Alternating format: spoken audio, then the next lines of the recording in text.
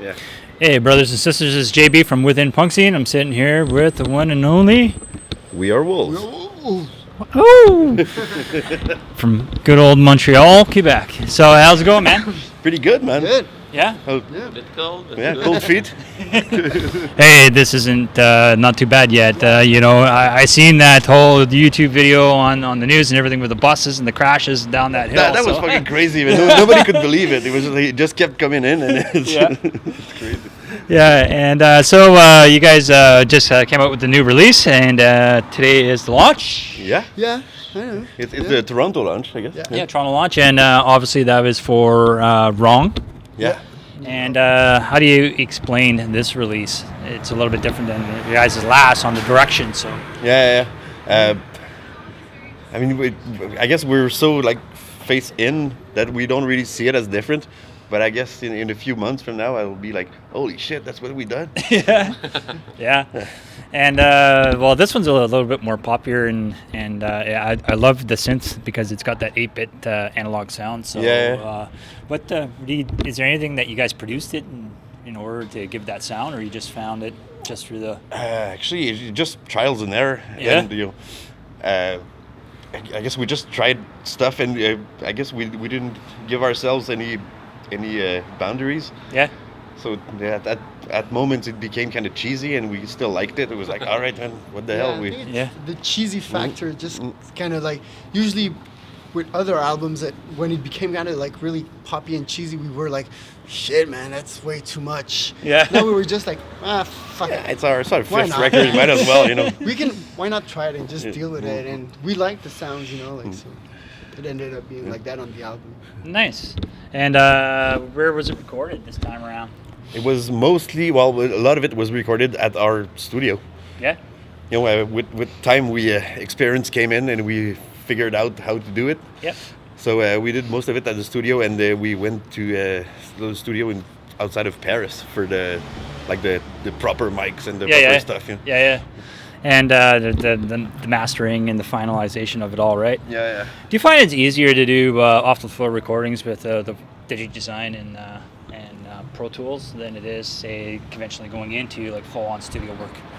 Actually, it ends up being the same. We never really did like the whole tape recording. Yeah. We would bounce stuff on tape sometimes because we thought it was cool. But Yeah.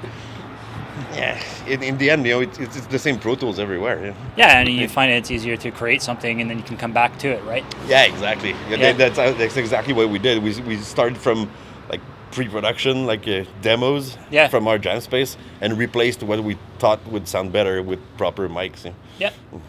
And so, Wrong, do you guys are fans of No Means No? Or Yeah. like, I mean, we realized afterwards the Wrong kind of meant a lot for us when we decided on the title, and we're like, holy shit, wasn't there No Means No album? Yeah, but I remember that song, like that phrase from No Means No, like be strong, be wrong. Yeah. It always sticked in my mind. Like I remember when I was young, going to see No Means No, and that song, that album, that whole era, and those words stayed in my head for a long time. Like be strong, be wrong.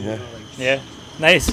And of course, the band's name itself was, you guys came up with the shirts and everything. Do you guys actually have any of those shirts? Did you actually make merch? The old ones? Yeah, the old ones? No, actually, it was like on a one-time deal. You just spray the one for yourself, right? Exactly.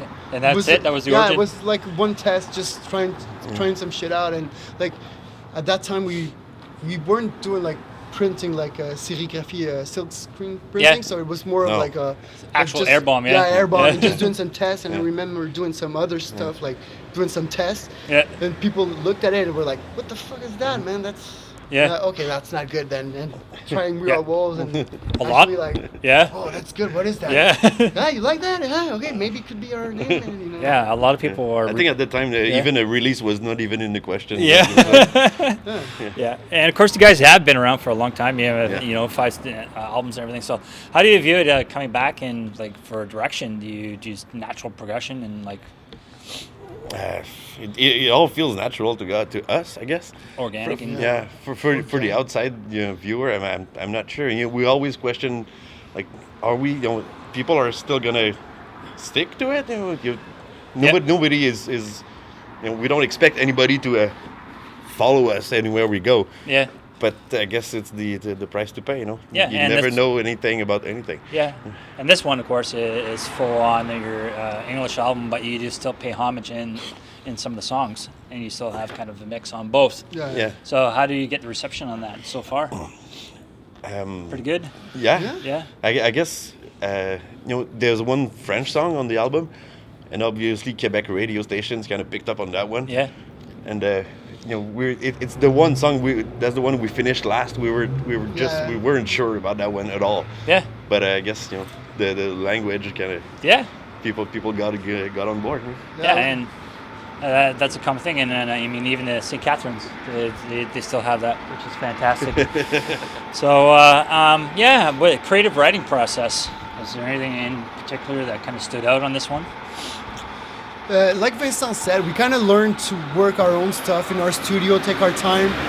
Like he started really working on recording, and so we could do actually some tests at our own space. So like really trying out some stuff and being like, yeah, man, why not try that? Like instead of like censoring ourselves and trying to do like we'd always all those specific patterns that we always done before, and like when it becomes too catchy, we kind of like, oh no, we're afraid of that catchiness.